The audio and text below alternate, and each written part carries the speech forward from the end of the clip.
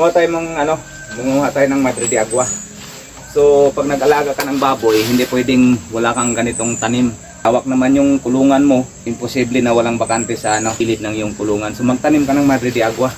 Option nito para yung baboy mo, pagdating mo, sobrang ingay na, ito yung una mo ibigay.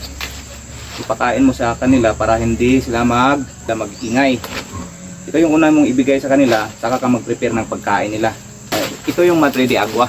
Ipapakita natin kung paano natin ibigay sa kanila.